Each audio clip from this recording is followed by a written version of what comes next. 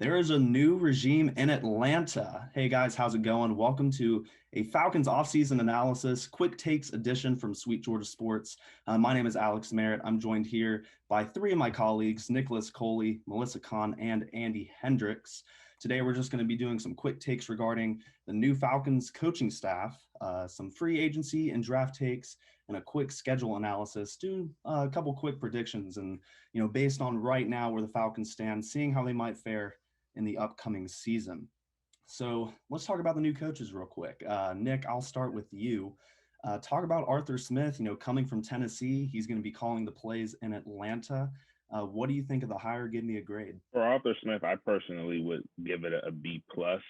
In Tennessee, he had a pretty quick rise. He was there for 10 years. He survived three different regimes, and he took over for play calling when LaFleur went to the Packers. And he created a really strong running game. He gave Ryan Tannehill a new life after he was kind of flaming out in Miami. So I'm really excited to see what he can bring to Atlanta. Yeah, and that is true. Ryan Tannehill seemed like his career was over, and then he came to Tennessee, and now he's riding on a $20+ million contract, $20 million salary. Melissa, do you agree with Nick? I do. I think that Arthur Smith is a good addition. I did want Robert Saleh from San Francisco, but I'm happy with Arthur Smith. I think he'll be a good addition and make a good coach. Yeah, and obviously, And hopefully, going to the Jets, he becoming their head coach, replacing Adam Gase. Andy, right. talk to me about these new coordinators we have. We have Dean Pease as the defensive coordinator. And even though Arthur Smith will be calling the plays on offense, we bring in Dave Ragone. I hope I said his name right, coming in from the Bears. Yeah, I think that Dean Pease is one of the most exciting additions to the Falcons of late. He obviously has a lot of respect for Arthur Smith to come out of retirement to follow him to Atlanta, Tennessee.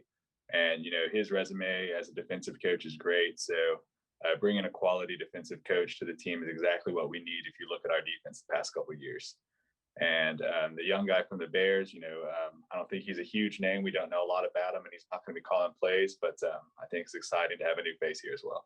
Yeah, and I mean, he made Mitch Trubisky look like an average quarterback. So I think, having Matt Ryan to work with, definitely a step up from what he had in Chicago.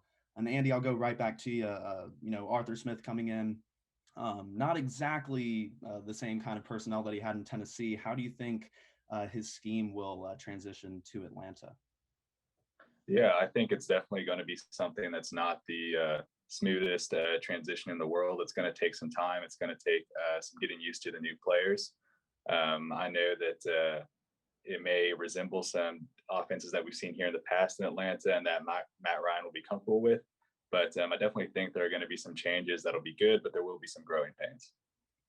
Nick, I'll ask that same question to you. Do you agree or disagree with Andy? Personally, I'm not really worried about any sort of transition because I don't think the scheme that Arthur Smith runs is too dissimilar from what Shanahan was doing in 2016 with a lot of play action and a strong running game. So, it's going to be important that they bring in some good running backs, on top of Ito Smith and Quadre Allison and Brian Hill. But I'm not worried about too difficult of a learning curve because I think this is a similar scheme to what a lot of the guys here have run before. So let me ask you a follow up there. So obviously Todd Gurley not re-signing Gurley. He kind of had a few decent games, but for the most part he was kind of a disappointment last year. So do you see the Falcons sticking with our current group of backs? Do you see us drafting one, maybe signing one in free agency, Nick? I would definitely invest a draft pick in a running back, maybe even a top 2-3 rounds, not necessarily the first, but they want to trade back into the late first or grab one in the second or third. I would look at guys like ETN because I don't think Najee Harris will be available when the Falcons pick. The running back from UNC, I can't think of his name. There's so many good running backs that come out in these draft classes every year that are even undrafted. But yeah, they definitely need to bring in a running back with the draft pick. But I do like Hill. I do like Ito as good change of pace back. So you just add a guy who you can give the ball to a decent amount of times, 15, 20 with Ito and Brian, I think your run game will be fine. Right. And we will get into our draft analysis a little later on in the video. But Melissa, I'll give you a question. We haven't mentioned Terry Fontenot yet, the new general manager, replacing Thomas Dimitrov after he spent a number of years in Atlanta. And personally, I like Dimitrov, but I know he was kind of hot and cold amongst Atlanta fans. So what do you think, Melissa, of this new GM hire? I think he'll do pretty well in Atlanta. I know we hate the Saints and, don't want nothing from the Saints, but I actually think he did a pretty good job with the Saints, with the cap situation and with scouting. I think he was mostly scouting, right? So, and, the Saints have been pretty good over the past few years. So I think he'll be a good addition. And I was one of the ones that was ready for Dimitrov to go. So, Dimitrov, I feel like he missed on more picks than he hit, at least on like the top picks. He did well with some of the lower round picks, but right. I think Fontenot will be do pretty well here in Atlanta. Yeah, and I reflecting on Dimitrov, I immediately thought of Dan Quinn. Andy, I'll pose this question to you. What was it exactly about Dan Quinn that led to his demise and his eventual exit in Atlanta? Yeah, I think with Dan Quinn, there's not one thing you can point to. It kind of, in hindsight, reminds me of the Mike Smith tenure, as in, first couple of years, things were going very good. We had a lot of momentum. There were a lot of positive feelings about Atlanta. They were back-to-back playoff seasons. But, it just seemed like there were some lingering things that started to get worse and worse, like clock management, not holding on to leads in the big games, of course. And it just seemed like the team was not the same as what it was, and it needed a fresh start.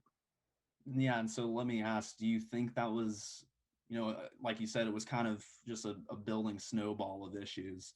Wasn't any one thing, but do you think that all stemmed from the Super Bowl? Do you think it started there, or was it unrelated? I definitely think the Super Bowl can have some sort of mental effect on a team, to be that close and to lose in the way that we did.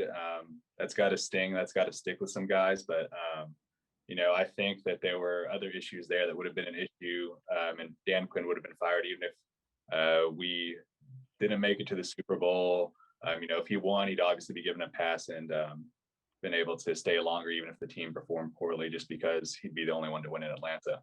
But I think he just had some issues that built up over time. And I would probably agree with that. And look at Doug Peterson from the Eagles. He won a Super Bowl, and he was given maybe 2 or 3 years, and then he eventually got the boot too. So Nick, I'll pass that same question to you. The end of the Dan Quinn era, do you think the Super Bowl had an effect on that, mentally, or is it unrelated? I think it's a pretty complex question, because I think a lot of the guys on the team like Dan Quinn, I only heard positive things about him. Even there was a report this year that Julio was standing up for him. I just think sometimes things just don't work out. You could maybe draw some conclusions from that one game, but at the end of the day, it was one game. And, I just think with Dan, maybe he just wasn't meant to be a head coach. He had a nice run. It's just, I don't want to get too deep into I think what some of his real issues were with not adapting his scheme and such, but I think it just didn't work out. I don't want to pin it on the Super Bowl only. Right. And so, Melissa, I'll give you the final word on this segment. Thoughts on the end of Dan Quinn and his time with the team and the introduction of a completely new staff? Well, it was definitely time. I was one of those people that have been calling for Dan Quinn's head for years now.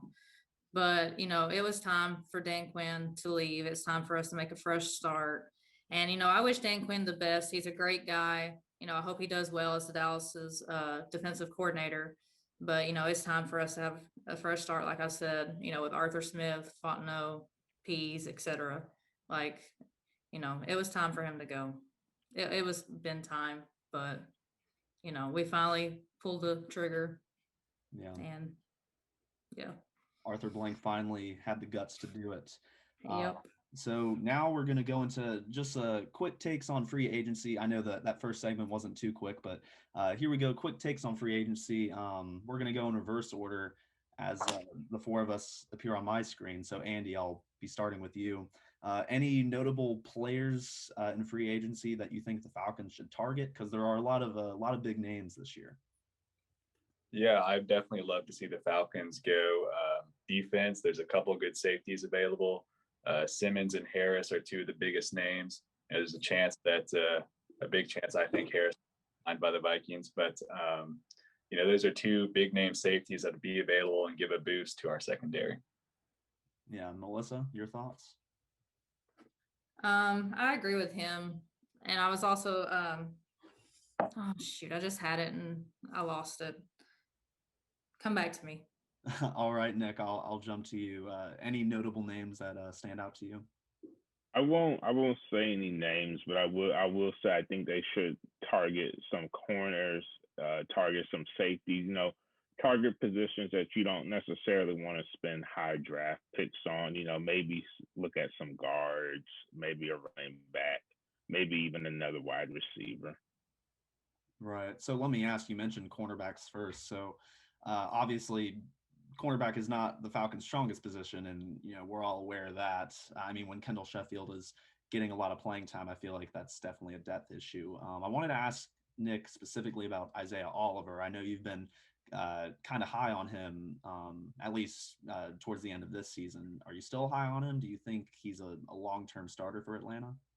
Yeah, I like Isaiah because, and I saw somebody on Twitter, on Falcons Twitter, make this take about how Isaiah Oliver was really a good player at the beginning of the games, but he wasn't necessarily good enough at the end of games. And, that means he's a good player, but he's not necessarily one of those great players. I think towards the end of the year when he was in the slot, he really improved. You stopped, seeing him get picked on. He wasn't on the outside. So, I'm still high on Isaiah, and I think he's a good long-term depth player, but I really would like to see the Falcons add another legitimate starter next to on the other side of the field from AJ. Right. And so, Melissa, I'll come back to you. Did it come back to you? Yes. I think we do need to go defense. I think we need to try to sign maybe one or two defensive players in the draft. I see Clowney. He is a free agent, or is what Sports Track says. And then Yannick I don't know how to say his last name. He plays for Jaguars. I just think we need to focus on our line, and then maybe a cornerback if we can't, whatever we can't, draft. I think we need to just focus on defense and free agency. Right. And I would probably agree with that. And even myself, I'm looking at a list of names that are coming out of free agency. John Johnson from the Rams, Marcus May from the Jets. And as Andy mentioned, Anthony Harris from the Vikings and Justin Simmons from the Broncos. Those are all quality safeties that the Falcons could add. And so, Andy, I'll swing it back to you. Nick mentioned specific, not names, but position groups.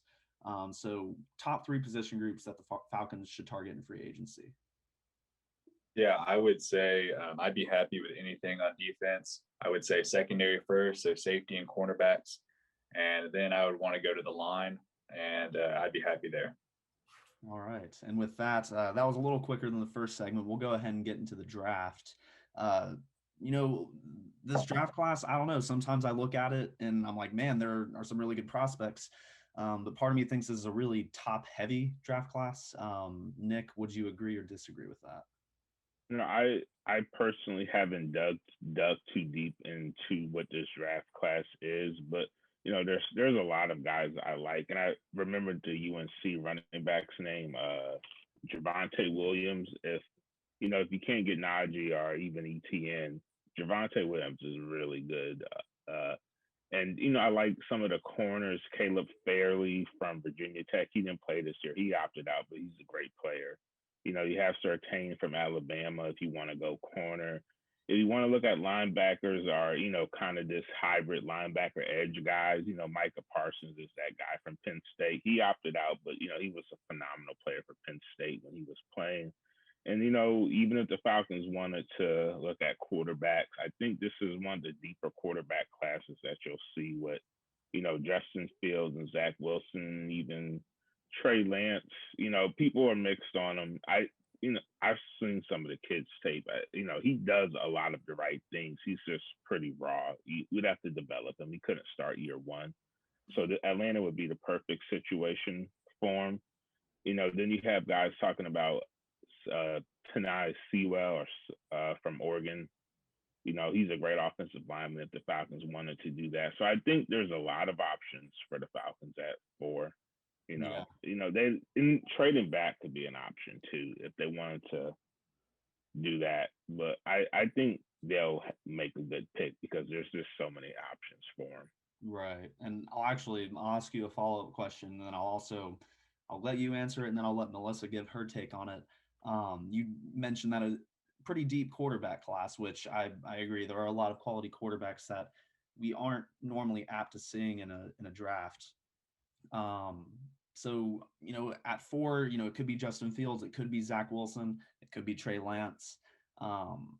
If the Falcons opt not to take a quarterback, who is there a specific player that you would, like the team to pick? I think if they don't want to take a quarterback, I would probably trade back and, trade back maybe into the late teens, get a first round pick for next year, and possibly draft, Najee. I would be fine with, I don't usually want to take running backs in the first round, but I would take Najee Harris, 15 and above. I don't really buy into drafting Sewell at 4. I see the reasoning for it. I don't think you need to do it. And I like Micah Parsons. I don't want to take a linebacker that high, personally. And I don't want to take a corner that high as good as I think Surtain and Fairley are. I just think at 4, you draft when you have a top 5 pick, it's either elite edge rusher or quarterback. And I think if you can't find that guy, or elite left tackle, which Sewell is, but I don't think the Falcons need to take him right now. So if you're not drafting one of those 3 guys, trade back and collect some picks. So Melissa, I'll give that same question to you. If the Falcons opt not to take a quarterback with the 4th pick, which direction would you like to see the team go? I think trading down would be a good idea, but if we don't, I actually would like to see Sewell drafted. I just think that we need, Jake Matthews, I know he's our left tackle, but maybe we could slide him or maybe slide someone else and then put Sewell at left tackle, because I do think he'll help shore up the offensive line. I don't think any of these people that are on defense are worth the 4th round pick. I don't think we have anybody elite like Chase Young or someone like that we should pick with the 4th pick. So, but I would be happy with Sewell. So it looks like there's a little bit of disagreement between Sewell. Andy, your thoughts on that Oregon tackle? Yeah, I think it's a super talented kid. He's definitely going to be a great player, but I'm kind of here with Nick. I don't think we're in a situation where we have the number 4 pick. We need to go with him. I would rather see either get the quarterback of the future, get an elite defensive guy if he's there, or trade back. Right. And so, Nick, I had this question already, but I forgot it, but now I remembered it again. So, like you said, deep quarterback class. With that in mind, do the Falcons necessarily, like if they're going to go quarterback, do they need to go quarterback, in the 1st, or is the position deep enough this year to where they can sit back and maybe take one in the 2nd or 3rd or even 4th round? I think if you want one, you got to go with, Lance, Wilson, or Fields. Not necessarily in that order, but I know there's Kyle Trask and Mac Jones. I'm not big fans of those guys as modern day NFL quarterbacks in Arthur Smith's scheme. I think he's going to be a guy who's going to want some mobility from his quarterback position at some point. So, if you don't get one at 4, I would just wait till next year, personally. All right. And so, Melissa, I'll start with you, kind of wrapping up this quick segment. Top 3 position needs for the Falcons going into the draft, not necessarily free agency. Going into the draft, I would say basically anything on defense. We need cornerbacks, safety, or cornerback, safety, line. And then also I think we do need maybe another tackle or guard. Okay. Andy, top 3 position needs for the draft. Yeah, I would say quarterback, then linebacker or secondary. All right. And then Nick, I'll give you the last word on this. I would say definitely guard to be. Then I would say, they obviously need an edge rusher. I don't think there's enough talented edge guys in this draft right now, so I would just say a linebacker, and then I'll say I'm still mixed on it, but I'm gonna say quarterback. But if they don't want to do quarterback, I'm also fine with that. Yeah, and I would probably agree with you. Personally, for me, I know you mentioned Micah Parsons from Penn State, almost committed to Georgia, but alas, he's a Nittany Lion. Personally, he's one of my favorite players in the draft. I would love to see him in a Falcons uniform, but I don't think taking him with the 4th pick is the right move. I think that's a little too high for him. But I pretty much agree with everything you just said there, Nick. So with that, we'll go into our final quick segment here. Just a quick schedule analysis. So real quick, as I'm pulling it up, the Falcons for next year, which, also the NFL might be instituting a 17th regular season game. We'll kind of talk about that a little later. But for right now, the Falcons, in terms of divisions, obviously the NFC South, the Falcons are playing the NFC East and the AFC East. So a good variety of teams there. We've got the Bills, almost AFC champions. They lost to the Chiefs in that game. Obviously the Patriots post Tom Brady. And also aside from that, we're also playing the Lions and the 49ers. And if we were to play a 17th game, it would be the Jacksonville Jaguars, which I would assume would be a neutral site game of some kind. So Nick, I'll start with you on this. Glancing at the Falcons schedule, and of course it's tough to predict just because the landscape of the NFL is very chaotic. Players kind of go all over the place during the offseason, and then the draft can make or break a team's playoff hopes. But based off what we saw this season, what do you think of the Falcons schedule? This is a team that I wouldn't be surprised or even necessarily disappointed if they miss the playoffs next season. I'm just based off of what I'm looking at with this schedule, but I also think they could because, like you said, that, sometimes you look at these future schedules and you say my team is doomed, but the NFL is so crazy that the power balance changes so dramatically year by year. So, I can't even right now, before free agency and the draft, I can't even really give you a guess, but I will say I really do kind of hope that 17th game happens because it'll be pretty cool to play Trevor Lawrence and Urban Meyer in their first year together in the NFL. Right. Melissa, same question to you. Your thoughts on the Falcons schedule? I think that we do have a few tough teams, obviously, that we have to play, like Buffalo, obviously New Orleans, and then Tampa Bay. But I mean, most of the games on this schedule, I mean, they're winnable if we get the right personnel. You know, I'm with Nick. I mean, I could see us missing the playoffs or going like 8-8, 7-9, maybe 9-7, and still missing the playoffs. But I do think it's possible that we can actually make the playoffs this year or even win the division. Hopefully. That's interesting. So let me ask. I was going to ask Andy about this, but I'll ask you. So obviously the Buccaneers coming off that Super Bowl title, do you see them, digressing from last year, or do you see them playing up to what they were playing up until the playoffs? What are your thoughts on them? I think it mostly depends on like if they lose any of their defensive players or maybe even Tom Brady, which I do think Tom Brady is going to play another year. But, I think their defense is what really got them into the playoffs. And definitely was what won them the game because, obviously Patrick Mahomes couldn't do anything in the Super Bowl. So I feel like if they can maintain like their same defensive playing and, keep Tom Brady and maybe, I think Chris Godwin's a free agent this year. I think they can maintain it, what they have. Andy, if they keep all their key players. I'll pose that same question to you, Andy. Do you see the Bucs regressing from last year, playing even better? What are your thoughts?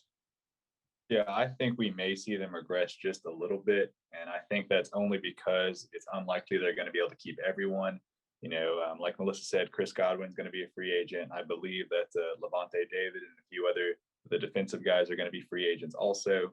So they're going to lose a little bit of that depth that pushed them to that Super Bowl win. So we'll see them take a slight step back, but I still think they'll be one of the better teams in the NFC and definitely one of the best teams in our division. Right. And that typically happens. It's kind of like what Nick said about the power balance, because of the cap situation, on a per team basis, you can't keep everybody, especially when you had the kind of success that the Bucks had. You're bound to lose some guys just because you can't pay them all. And so Nick, I'll give you that same question as well. Do you see, if the Falcons do, compete in the division, is it because the Falcons are good, or is it because the other teams are regressing? I would just say probably because the Falcons ended up playing to their full potential. I think when you have a quarterback like Matt Ryan, when you have a good quarterback, sometimes it's just all about the right coaching in the NFL. So will the Bucks regress? Probably, because that's just what happens every year. And could the Saints could get significantly better? The Panthers could end up trading for a quarterback or drafting one and get significantly better. So I don't want to say it's because the Falcons got better or another team got worse. I would just say, the power balance shifts and the Falcons play to their potential. Because I don't necessarily think they were a terrible team this year. They couldn't finish games. That was the story of the season.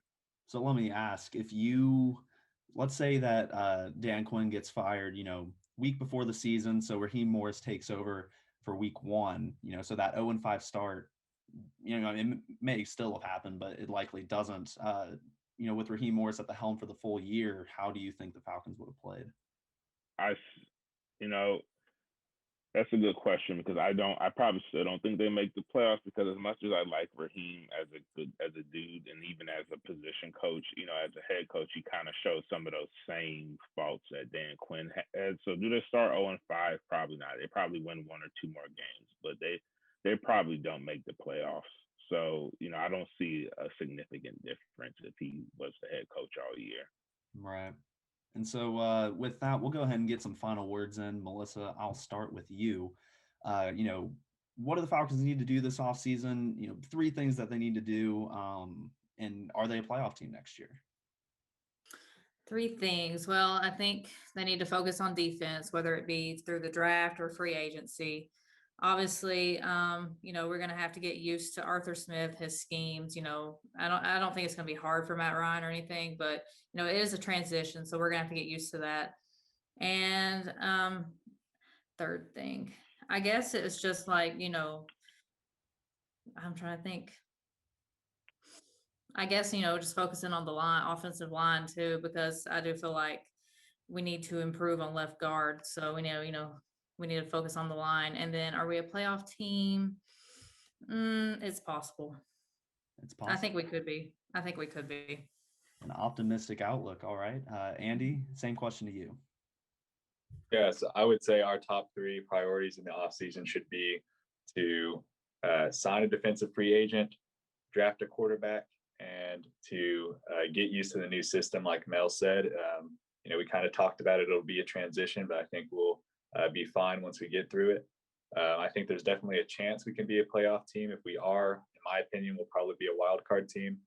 I think this team has a lot of potential to play great. It'll just depend on the coaching and how the chips fall. All right. Drafting a quarterback as well. I know that's something that Nick might agree with. So Nick, once again, you got the final word here. First thing I would say is for Dean Pease to play to his players' strengths on defense. That's something that I don't think ever happened under Dan Quinn, especially the past 2 years. I would say build your trenches on both sides of the ball. That's how teams win. Look at how good Tampa Bay's defensive line and offensive line were in the playoffs. I mean, that's how you win in the NFL. And the last thing I would say is for the third thing is just for the offense, just build a running game. That's what you also need. That look at how the Bucks ran the ball all year with Ronald Jones and Fournette. Fournette was a bust before he went to Tampa, and he got to Tampa and they knew how to use him. And does this team make the playoffs? If they do those 3 things, I think they, could, because, you see teams turn around so quick in the NFL every year. But again, I do want to say it's so early after free agency and the draft, I can have a better, thought on if they make the playoffs or not. Right. And, just like you said, uh, the balance shifts dramatically every year. The Bucks were not even a playoff team last year. And of course, they made some additions in Brady and Gronk, but, they went from not even making the playoffs to winning a Super Bowl. So you never know. So with that will conclude our quick take analysis. And I've been eyeing the clock. It wasn't too quick, but quick enough for me. So hope you guys enjoyed. Hopefully we'll get some more content out there for you guys.